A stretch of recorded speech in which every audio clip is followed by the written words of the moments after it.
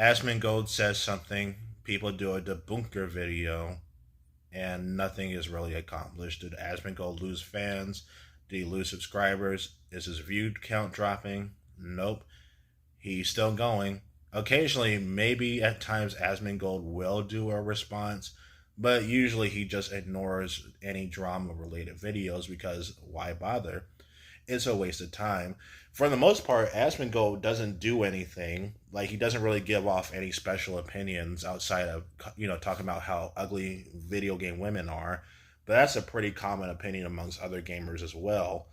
And when Asmongold does do a response to someone that tried to debunk them, it usually backfires on the debunker and they get massive dislike bombs. And I'm not a fan of Asmongold, but I do find it very fascinating how he basically makes low effort content. He doesn't really do anything, and he still managed to become a millionaire.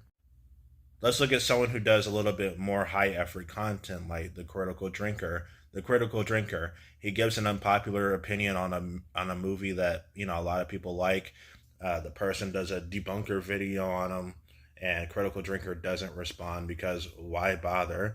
The Critical Drinker has kids. He doesn't really have time to bother engaging in petty online drama or arguments, you know? And you might be saying that, oh, he's just afraid to debate people. No. The Critical Drinker has a sub count of what? Over 2 million subscribers. No matter what he says, 2 million people are going to be at his back. If the Critical Drinker really wanted to, he could easily destroy certain smaller channels that constantly try to debunk him and send his crazy fans after them. The thing is, though, is that he has the decency to not do that. Let's look at someone else. Ranting for Vengeance. This guy makes about $200 a month on Patreon, which is actually way more money than what most YouTubers get on Patreon. Like, even Dumbsville makes less money on Patreon than Ranting for Vengeance, and Ranting for Vengeance has the smaller channel. So Ranting for Vengeance, he's an anti-woke person, always calling the video games and modern comics gay. I'm subscribed to him because I think he's funny, but what does he really do? I mean, he just stands in front of a camera, talks shit, then people do a debunker video on him, and he doesn't respond because he doesn't really have to. And if anything, these debunker videos, when they talk about Ranting for Vengeance, they give out the vibe that they want to destroy this guy's career on YouTube, when in reality, they're just giving him more views and attention. The YouTuber Otterly Noah, he did multiple videos trying to debunk Ranting for Vengeance, and Otterly Noah ended up literally losing his YouTube career for being a plagiarist and a false flag reporter. It's fascinating to me how these debunker channels, they try to be on some sort of moral high ground when in reality they're just a bunch of scumbags. I also do like how a lot of these debunk channels are actually bleeding in views. Like Colin's World, for example, the dude has 90,000 subscribers, and a lot of his videos, even when he's talking about popular YouTubers like the Critical Drinker, they don't really get that many views. I really hope, well, actually, no, I don't wish well for these people, but man, if YouTube is their only source of income, oy vey, good luck. And another big problem with these debunker channels is that, they also have bad taste as well. I mean, these people are literally coping and seething and are upset that someone didn't like a multi-billion-dollar movie from a multi-billion-dollar company, like debunking Z versus Supergirl review. Like, bro, you're defending Supergirl, really, from the Critical Drinker?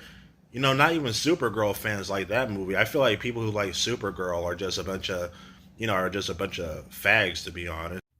These debunker videos are literally crying that people don't like cape shit multi-billion-dollar film franchises. Like, what's wrong with you? Like, if you really feel so upset by someone else's opinion online that you feel dedicated to edit script and dedicate a 20, 30 hour long video towards another critic because they didn't like a movie that you like, that really says a lot about you.